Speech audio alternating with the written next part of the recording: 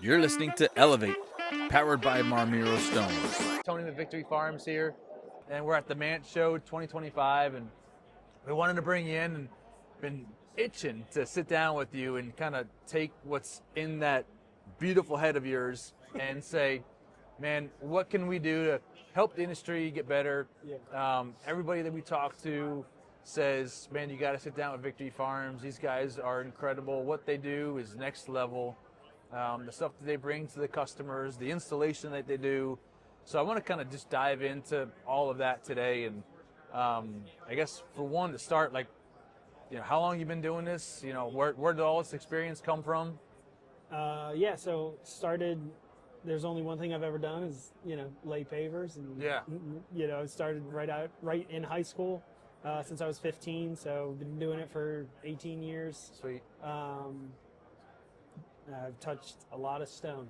Yeah. That's what I'll say. And the more the more a baker bakes bread, the more he understands everything about it. And it's no different. You just have to know that, with different materials, whether it be travertine, marble, pavers.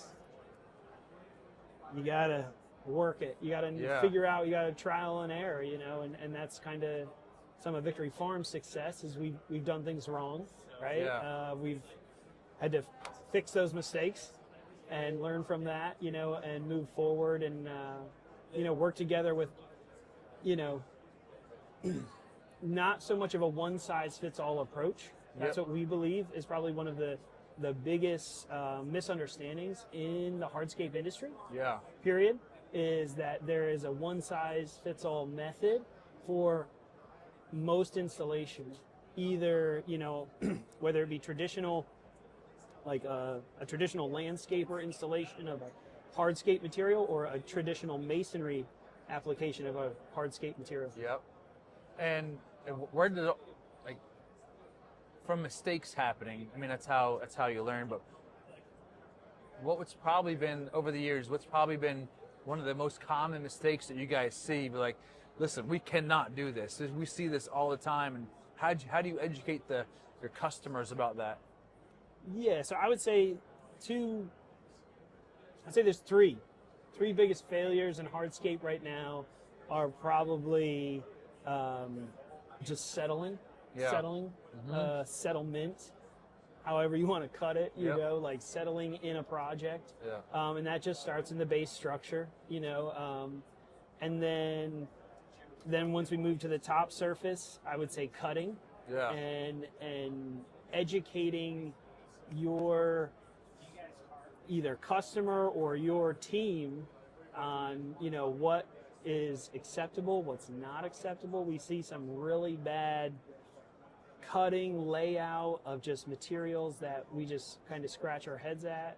And then thirdly, I would say would be jointing materials or the lack of jointing materials. That's one of the biggest issues in hardscape, period. Like polymeric sand, mortar, grout, right? Resin sand, where do you go? No sand, right? Open joint.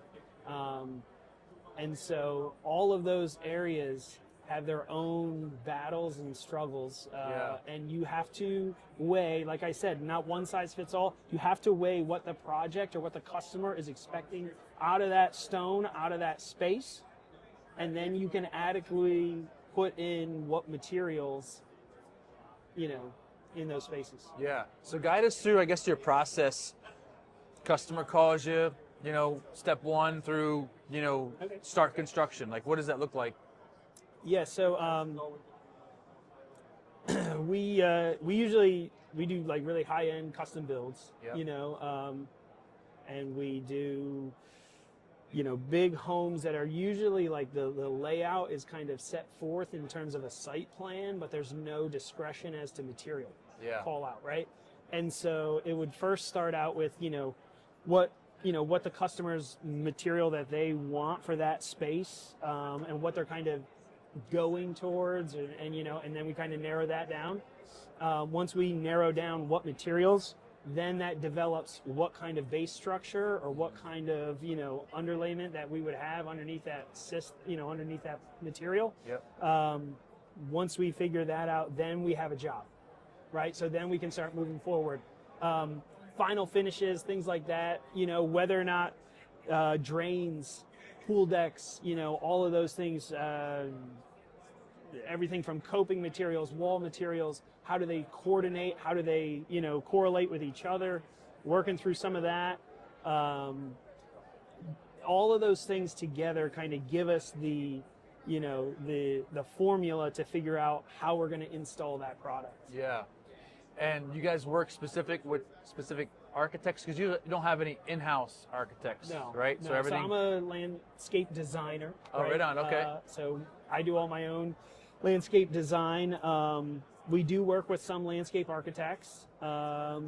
We work with a lot of architects directly, just because of our experience and the level and caliber of projects that we have done speak for themselves. And so a lot of architects are willing to entrust into us the design and kind of either reconfiguring projects or, making them work with different products and different, aspects of the job and things like that. Do you help guide those architects? Be like, listen, this job, if maybe they specified a certain underlayment or base materials. Yeah, all the time, yeah. So you kind of guide them, and it's like, this is not going to work here, but, maybe this project, this will work better here. Yeah. So architects, they have a very much, a lot of times, a one-size-fits-all for certain applications. They like to plug and play, right? Exactly, yeah. Yeah, so it's like they've done 10 houses in the last 10 months, right? And all 10 of them kind of get the same system for whatever they did, regardless of the climate, regardless of what's going on the site or what the customer actually wants out of that space. So yeah, we'll help be like, let's change up, whether we want a concrete substructure or whatever it may be, or aggregate base, Yeah. Do you have a particular go-to of, what you like to put underneath? Yeah. So, we do, I would say 90% of our installations would be all permeable substructure. Great. Right? So we do, and that goes for any hardscape for Victory Farms. Okay. We are all permeable all day long, every day. And that's mainly for the number one reason, just to streamline it with our guys. Yep. When you can create a system that your team knows that this is a kind of like our starting module, and then from there we go to other things, whether it be traditional masonry or thin set on concrete, whatever. But yeah, we're open graded, 3/4 clean base structure, and then we'll go to rice stone. Yep. So we trick it a little bit, and I say trick it a little bit meaning we don't do 3/8.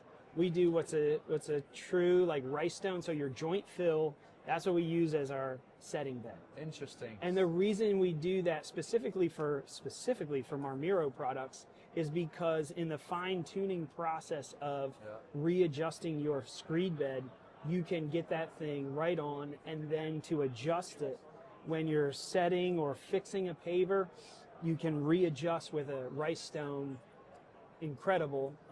Like I said, our projects speak for themselves, and that's a little trick to everybody out there. Yeah, so rice stone is particular name for South Jersey.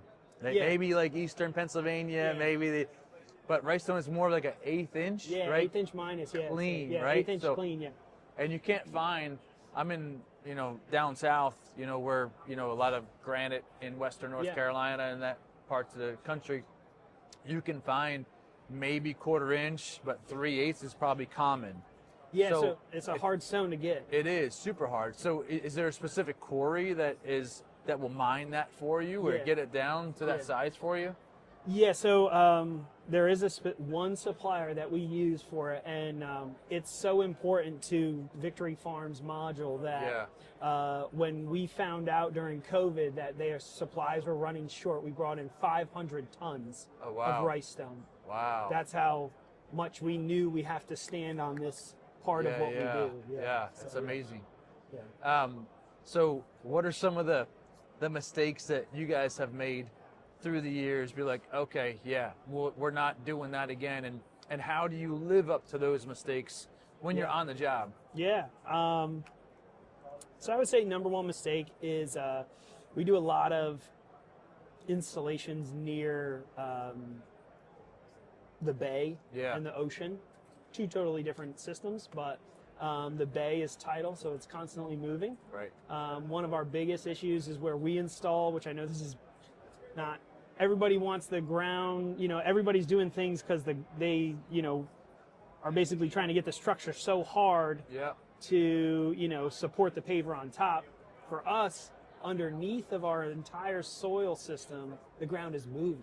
The tide's going in and coming out. And so way down in the ground is moving at like a little fraction of, a millimeter. Yep. And that little bit over time shakes the earth, down and settles it down. Yeah. And so on new construction, that's a big thing because we have unsettled fill on the top and then that works down. So different structures and different systems that we've created for installing right on the bay. We've had failure there where patios would settle or things would be drastic, where wild. like a wave will come over and hit the pavers and then I've seen holes that you could put cars in. Really? Of just things where, the tide does things and then there's bulkheads involved. So we have a extra setting climate, that would be number one, just knowing, what we do. So we now do all of our pool decks and systems like that on helical piling. Okay. Right. So we do a structural pour, right? Helical piling on rice stone. We'll do a 3-inch bed of rice stone with holes in that system, basically creating a bridge that butts around the pool. Right. So that way it's all suspended on the helical piling. And that just comes, and not a lot of people like to talk about failures or mistakes or anything like that. But I think that's so important because, I mean, the last thing you want to do is go back, right? It's, more money out of your pocket. So I appreciate you sharing, some of the things you kind of run into. And are most of your projects around pools? Most projects have a pool. That's what I would describe. Have a pool. Okay. Yeah. Right on. Okay. Got it. So I mean, we're full design build. So we are taking on the whole entire site, landscape, drainage, irrigation, hardscape, whatever that may look like. We do not install pools, but we do work right up into the coping, tile, all of those aspects of the pool. So, we do a lot of installs around pools. We do a lot of driveways, a lot of flat work. How involved are your customers in the design process? Or is that more your focus on the materials that you guys are using, things like that? Who drives that? So our customers are involved to an extent. We work with a lot of builders and architects who you start to do something similar, and that just kind of becomes a trend, right? That's how we find the trends that we're, in. Somebody in the Hamptons builds 10 houses in a row, and some famous person says, this is what's it. Yeah. And then that happens, and then Better Homes and Gardens picks it up, and then we're all painting our houses gray. Yeah, right. That's how it happens. Yeah. And so, fortunately, I work for, the wealthy people who have, the abilities to, have incredible projects and support just, incredible places. Yeah. And in that process, you have the ability to bring forth every option known to man and then, what's best for this. And so we work through that, and homeowners do have, they want a marble. They want it to be one of these two colors. Yeah. And then that's kind of where they leave it. And then myself and designers take it from there, along with the architect, and make sure that matches the siding, matches the furniture, to the pots, to the, every aspect of the house, So it's an intense process, I would say, for what we do. Right. No, I love it. And I want you to be brutally honest here. Oh, no. So you can let loose however you want to say it. So you have young, up and coming hardscape company, just kind of getting started, motivated, right? They're paying the bills, and they're shoveling, and they're running the machines, and they're going to pick up deliveries, and what is some advice that you would give a young up and coming hardscape design build company with all of your experience that you have? What can you share to kind of help them out and maybe not make as many mistakes, I guess? Gotcha.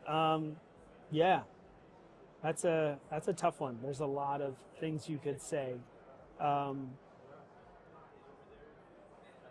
think number one, if I'm going to give any advice to anybody younger than me, would be lead by example. Love it. Right? So everybody wants their companies to be better. Yeah. Right? That's our goal, right? Ultimately, like being better, period, in every aspect of what we do is just going to drive towards generally a better company with our heads screwed on straight. Yeah. Right? And so leading by example as an owner of that business is epic. That's one thing that we pride ourselves on. At the end of the day, I got no problem getting down and teaching any one of my guys how to use a grinder, how to get in a ditch and shovel properly, how to, square up a patio, how to level something perfectly, and giving definition to those things. The same way I was blessed to have a father who taught me what we do, and my brother, and that's my teacher. He was my teacher. He passed away, but he's who taught me everything. Yeah. And he led by example. And so for me, that's how we teach our guys, and it works incredibly for us as a team. Yeah. That's number one. Number two would be just a straight, logistics and kind of business aspect of it is think about what type of business you want to become and price in that direction. Sometimes you can't always do that, right? And so that's hard to say to somebody, oh, you don't get it. I'm not in your climate. Like, okay, that's fine. But I can guarantee you there's niche markets around wherever you are that you could probably involve yourself in. And if that's where you want to go, think about that and price yourself accordingly and go in that direction. Yeah. If you don't, you'll never get there. Yeah, because I guarantee you there's young companies out there that are just getting started. They're looking at you right now and say, man, I want to be a Victory Farms, right? I want to be them, right? And it happens everywhere, especially with social media these days, right? Some of the stuff that you guys are posting is great. You guys do a lot of educational stuff. You guys, this is who we are. We're black and white. We're not. There's no reason to hide anything, right? So, what are some additional things that you can say? Be like, listen, this is one mistake that you don't want to make because this is gonna hurt you. Yeah. Whether it's on a financial side, whether it's on a construction side, if they're aspiring to be a Victory Farms, like I'm thinking that there's probably two things I would say. Number one, and this is more long term, is reputation matters. Yeah. Right. So guard that. Guard your reputation. Seriously. Because and what I mean that's a loaded question. Guard your reputation, Tone. Cool. What does that mean? What that means is guard how your guys act on job sites. Guard how you communicate to individuals in your company. Guard your reputation, because as you progress, you are going to become either in your sphere of business a good company or a bad company. And you're going to be known by employees as a good company or a bad company. You're going to be known by, right? Yeah. Different people selling different products. Good company, bad company. Where that starts is your reputation. Yeah. And how you communicate, how you portray yourself, how your guys portray your company, all of those things. That'd be number one, reputation. Number two, don't put the cart before the horse. Quit buying new trucks. All right? Yep. If you can't afford new trucks, if you can't afford new stuff, don't buy it. Yeah. All right?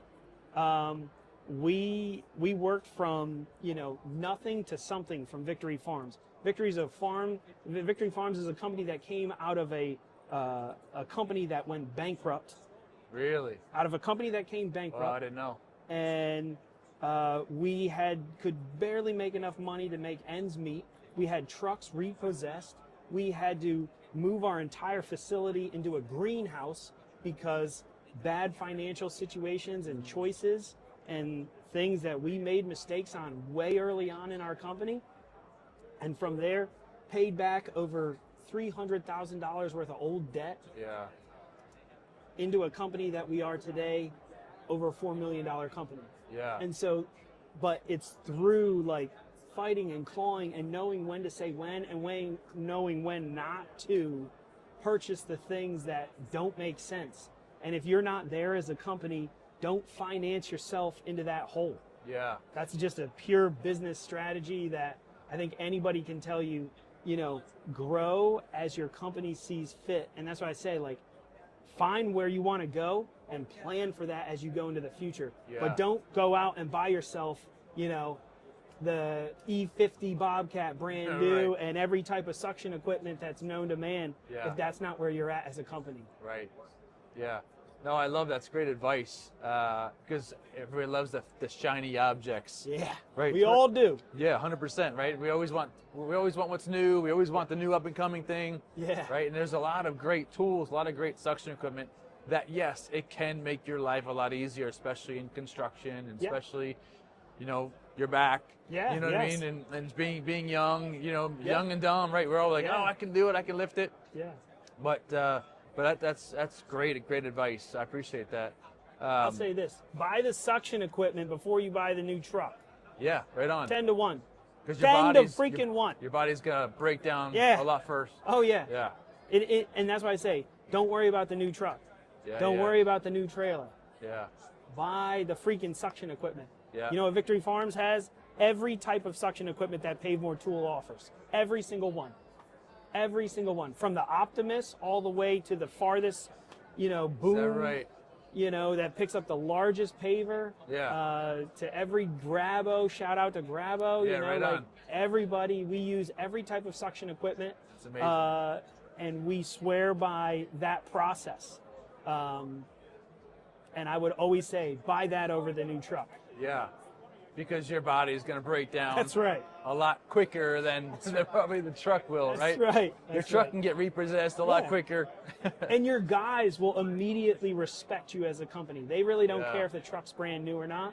You may, but they care that you're, you know, putting their money into them and their efforts. And, you know, like I said, leading by example. Like, if that's where it is for your company, go that direction. Yeah, and obviously that came down from your dad. You know, now you guys you're in a legacy mode. Yeah. Right. And what this legacy, you know, comes after, you know, when you're ready to retire or when you're ready to hang up the boots. Yeah. Right. We have another generation in, you know, the business too. Oh, that's so cool. The third generation. Yeah. No, I love that. Family businesses, man, I love because you can tell that there's passion. Yeah. There's love. Right, and then you know, struggle too. Yeah, 100%, man. Yeah, this family. It's tough being in a family too, and being in business together, but that creates a strong bond. What's Victory Farms look like in 5 years? In 5 years, I would say we're doing the same thing that we're doing. Yeah.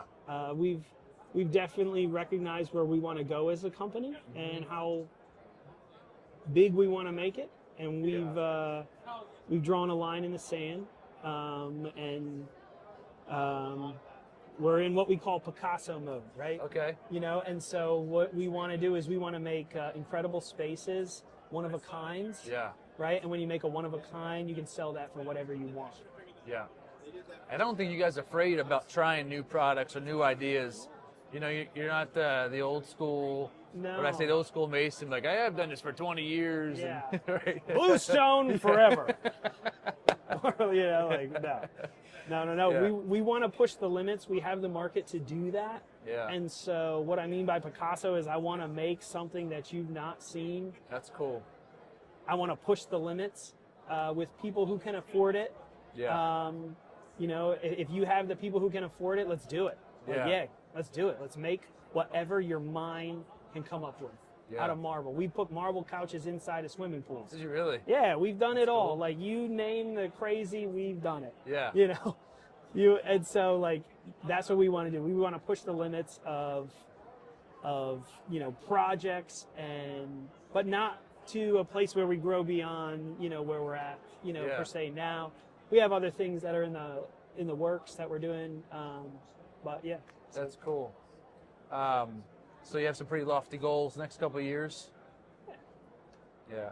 We'll see what the projects that come towards us Yeah. are, and we only see things being more extravagant and more over the top. Yeah. Luckily, it's come to the East Coast, thank goodness. Yeah. Right? Like it used to be stuck in California, but Yeah, right. now it's here, so it's a good thing. Yeah, I feel like the Northeast, it's a very mature, like, paver, natural stone market for sure, right? Hardscape market, it's pretty mature market.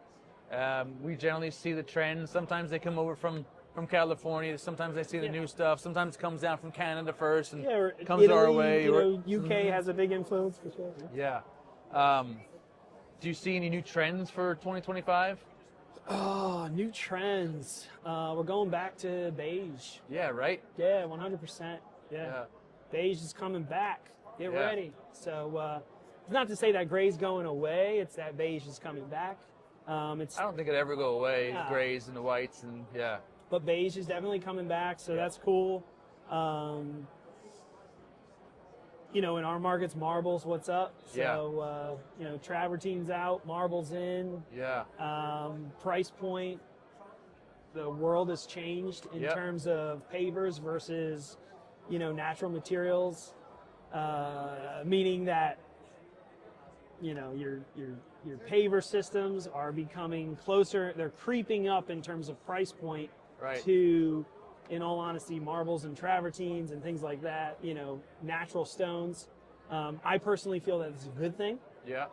I think you're going to see more natural stone, less pavers. I think pavers were big because they suffice the need from the transition from just straight everything's bluestone, right, and limestone to we need something else, and travertine and marble weren't on the scene in the way that they are now, as well as stones from other countries, and so now I think you're going to see this transition back to natural stones. They're just more timeless. I think brick's coming back. Okay. You watch, you're going to see brick. We've done this year alone, we've done like 50% more brick jobs. Really? Just because people want more of timeless stones. Yeah. Brick manufacturers are coming up with some new modules of brick that we love to pair marble and brick together. We think they go really well together. Agreed. Or inlays. Yep. They're both real.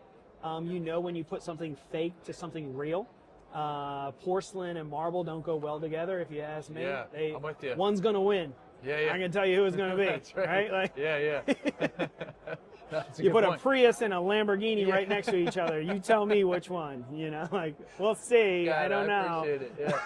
Oh, I love it. But so those are my projections for 2025 in the hardscape world. That's cool. We're seeing the same thing with the beiges. Yep. We have some new products coming in with some beiges. I don't know if you saw, we have some new fireballs coming out. We're kind of pushing the limits a little really bit too. Good stuff. Yeah. Yeah. So we're trying to offer to customers in the industry something different than other natural stone providers do, right? Sort of push the limits. Yeah, what you do. Yeah, you totally do. Marmiro's where it's at. Yeah, and I appreciate it. That wasn't a plug for us, but it was really just it's really kind of we all have competition, right? And it's about trying to elevate the industry, elevate the competition, because bottom line is if everybody's pushing good products and everybody's pushing good installations and good values and creating legacies, bottom line, because it's about the customer, right? Because we off camera we were talking about, you told me a story that you told a customer straight face right in front of her and said, listen, do you want me to lie to you? You said it to her like 10 times in a row. Do you want me to lie to you? Yeah. Nobody's gonna say no. Yeah. Right? Nobody wants somebody to lie to. Yeah. So that's sort of like what we're trying to help do with the whole experience here, is that I think that's what you guys do as a company. You're trying to, you don't hide what you do, right? You don't want to, because if you're doing it right, somebody else is doing it wrong, it makes your selling job a lot harder, because now you have to explain why that person is doing it wrong, why that person is that price, right? And this is what I do. And sometimes the customers don't get it. They don't grab it. They just look at all right, here's the number. Oh, I like the low number. I can get a lot more for this number. And then they're not unhappy at the end. Yeah. I mean, we are to the extreme of let's all make money, let's all do this right, to the point of Victory Farms model in our market zone is to go and talk to our competitors. Yeah. And say, this is how we install, this is how much we are pricing our jobs for. It's amazing. This is where we are buying our products from, because these people support this legacy model. They support good companies who do good work, right? Buy from them. Let's all get in this thing together. And then what that does is people think that, we'll say, is a stupid way to go about it. No, it levels the playing field into we're all kind of this new top tier of installer, and we all use similar products. So let's just have a conversation about whether you like working with me or not, because personalities matter. And so maybe it doesn't work between you and me. We'll get the next one. You get this one. Yeah. That's how our model is in our own little microcosm of where we work, of how we do business with other businesses, our own competition. I love it. Yeah. And if more businesses did this, that would drive up this hardscape market to a place where we have good competitors, solid, standards. We can't have that if everybody's like nipping at everybody's heels all day long with, $1,000 less bids. Right. That's how we drive this industry down. Yep. And for me personally, I want to raise this industry up. I want to raise up the people that, work for me. Yeah. I want to pay them more. I want to take better care of my family, their families. Yeah. And the industry as a whole needs to move in this direction rather than this like dog eat dog. Yeah. Cheaper bid, cheaper price mentality. Oh, I don't like Victory Farms because they get all the jobs, or XYZ company because their lowest bid. It doesn't benefit anybody. No. In the grand scheme of it. That's it just right. keeps driving down the market value of a square foot of stone. Yep. And that's ultimately, I guess what the consumer wants, but that's not what the industry should want. Yeah. Whether we want to hear that or not. Right? Yeah. No, I love it, man. Anything else that you want to leave out on the table before? No, I'm good. I think I left a lot out for you. Yeah, no, I appreciate it, Some man. food for thought. Yeah, I wanna have you on again. What we want to do with you moving down, we want to go on one of your projects, man. We want to really dive in deep. Like, this is just great surface stuff. This is talking about helping people know who you are, what you guys are all about. Whoever's listening here. And then also the younger generation too. I think we all need to educate them as well, because we were all young and dumb at the time, right? So if we can share in those experiences and and making, like you said, the whole industry better, let's do it together. But we want to take some time and go on a job site of yours and let's go to from beginning to end, and if you're good with that, man, love to be a part of that. For sure. Yeah. Well, We Tony, got lots of them. So. Yeah. Tony, thank you, my friend. Appreciate you taking the time. Yep.